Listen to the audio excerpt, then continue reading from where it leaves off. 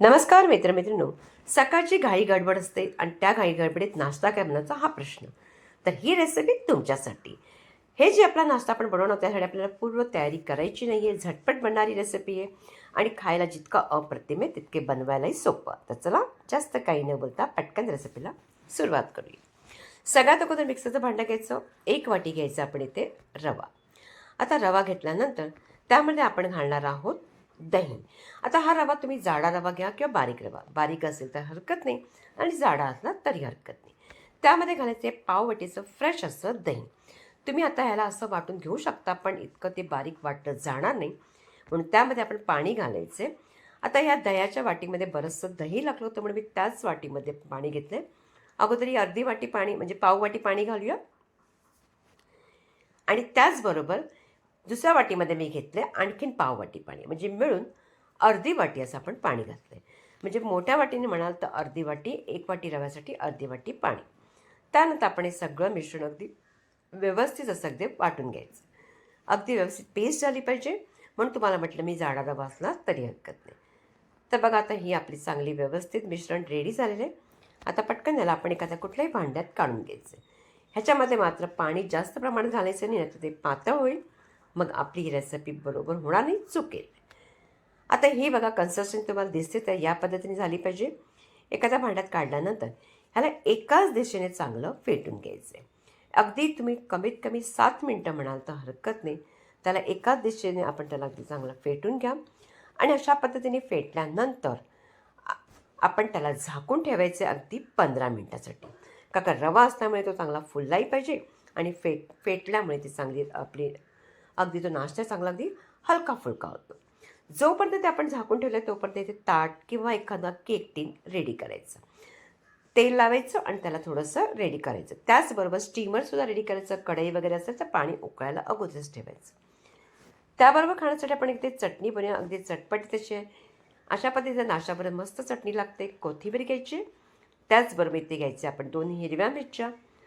थोडंसं घ्यायचं आहे त्याबरोबर 2 लसणाच्या पाकळ्या. त्याचबरोबर आलं 1 इंच असा आल्याचा तुकडा. नंतर आपण त्याच्यामध्ये घालायचं आहे थोडंसं जिरं. त्याचबरोबर जराशी साखर. साखरेमुळे काय होतं, चटणीला रंगही छान येतो आणि चवही चांगली लागते. त्याचबरोबर साखर, नंतर मीठ आणि लिंबू पिळायचं. लिंबूनेही आपला रंग सुरेख असा येतो. मग भाजकी चण्याची डाळ घाला किंवा शेंगदाणे घाला. थोडंसं 1 चमचा अगदी फ्रेश दही आणि त्यात पुदिन्याची पानं आणि बर्फ घालून वाटून घ्यायची चटणी. या चटणीला तुम्हाला फोडणी वगैरे द्यायची काहीही गरज नाही. चटणी रेडी झाली आहे, तेही काढून घेतले आणि या मिश्रणाला अगदी 15 मिनटं झालेली आहे. आता हे मिश्रण आपलं चांगलं रेडी झाल्यानंतर तुम्हाला मी याची कन्सिस्टन्सी दाखवते. मला थोडंसं हे जाडसर वाटतं आहे, म्हणून याच्यामध्ये जरासं मी पाणी घालणार आहे. ज्या मिक्सरच्या भांड्यामध्ये आपण वाटून घेतलं होतं त्याच्यामध्ये जरासं पाणी घालून मी 1च चमचा पाणी घालते आणि पुन्हा ह्याला चांगलं थोडंसं ढवळून घ्यायचं. आता हे ढवळल्यानंतर त्यात घालायचं अर्धा चमचा असं जिरं किंवा 1 छोटा चमचा. त्याचबरोबर जरासं चवीपुरतं मीठ आणि 1 मोठा चमचा तेल घालायचे. तो व्हिडिओ मात्र स्किप झाला आहे.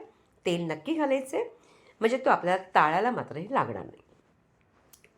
आणि नंतर याला फेटून घ्यायचं. फेटल्यानंतर ह्याच्यामध्ये आपल्याला घालायचं बेकिंग सोडा.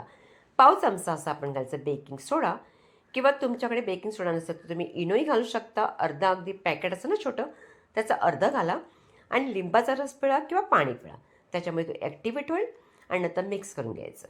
आता ही कन्सिस्टन्सी आपली व्यवस्थित परफेक्ट अशी झालेली आहे आपला हा नाश्ता बनवण्यासाठी. त्याला बाजूला ठेवून आपण एखादं ताट किंवा जे आपण घेतलं आहे ते रेडी केलेलं आहे ते घ्यायचं. जर तुम्ही केक टीन घेतलं असेल तरी चालेल, एखादं पातेलंसुद्धा चालेल. त्याच्यामध्ये हे मिश्रण सगळं घालायचं. थोडंसं त्याला हाताने जरा व्यवसाय पद्धतीने त्याला व्यवस्थित एकसारखं करून घ्यायचं आणि जी कढईमध्ये पाणी रेडी केलं होतं त्याच्यामध्ये हे ताट ठेवायचं. ताट ठेवल्यानंतर त्याला अगदी 15 मिनटासाठी झाकून ठेवून द्यायचं. 15 मिनटात हा आपला नाश्ता रेडी होतो छान असा. आपण त्याला हात लावून काही बघायचं नाही आहे. आता बघा 15 मिनटानंतर अगदी व्यवस्थित आपला हा नाश्ता छान रेडी झाला आहे. तुम्हाला बघायचीही गरज नाही, पण तरी वाटत असेल एखादा तो चिकट झाला आहे की नाही बघायचं तर तुम्ही असा काटाचा चमचा घ्यायचा किंवा टूथपिक त्याच्याने पाहिजे तर व्यवस्थित क्लीन निघाला म्हणजे हा परफेक्ट झालेला आहे. आता मात्र हा नाश्ता तुम्हाला अगोदर थंड करून घ्यावा लागेल. अगदी व्यवस्थित थंड करून घ्या. जिरं जास्त प्रमाणात असल्यामुळे थोडंसं ते पिवळसं झालं आहे. तुम्ही हवं असलं जिरं घालू नका किंवा एकदम कमी घाला. आता नंतर अगदी हे मिश्रण थंड झाल्यानंतर त्याच्या वड्या पाडायच्या किंवा काही म्हणू शकता कापं करायची. तर तुम्हाला चौरस, छोटे छोटे पीसेस करायचे असतात, म्हणजे तुकडे करायचे आहेत ते करू शकता. मी इथे अगदी मोठे मोठे करणार आहे. लहानही करू शकता. लहान केल्यानंतरही ते मुलांना तुम्ही एखाद्या शाळेच्या डब्यामध्ये मुलांना देऊ शकता. तर अशा पद्धतीने मी बघा इथे चौरस असे, त्रिकोणी असे, चौरस नाही त्रिकोणी असे मी अशा पद्धतीने कापून घेतलेले आहे. आता कापतानाच कळत असेल की ते ताटाला तो चिकटला नाही, म्हणजे अगदी तो हलका फुलका झालेला आहे, जाळीदार झालेला आहे. तर बघा अगदी मस्त असा आपला नाश्ता हा रेडी झाला आहे. आता ह्याला आपण काढून एखाद्या ताटामध्ये काढून व्यवस्थित ठेवूया. काढतानाच कळत असेल की कुठे चिकटलेलं नसल्यामुळे, म्हणजे याच्यावरतीच कळतं की आपला नाश्ता परफेक्ट झाला. आता याला आणखीन एक चव देण्यासाठी काय करूया, याला फोडणी देऊया. आपण पॅन घ्यायचं, त्याच्यामध्ये थोडंसं तेल टाकायचं, हलकंसं लाल तिखट टाका. माझ्याकडे थोडंसं जास्तच पडलं आहे ते. लाल तिखट कमी टाकायचं. तुमच्याकडे जर पावभाजी मसाला असेल किंवा पूड मसाला असेल, त्याचबरोबर एखादी तुमच्याकडे सांबार मसाला असेल, काही असेल, तो थोडासा टाकायचा, थोडासा मिक्स करायचा आणि नंतर हे सगळे तुकडे त्याच्यावरती ठेवायचे. 1-2 मिनिटांनी त्याला व्यवस्थित मंद आचेवर छान परतून घ्यायचं. चव आणखीन छान लागते आपण कुठलाही मसाला टाकल्यामुळे.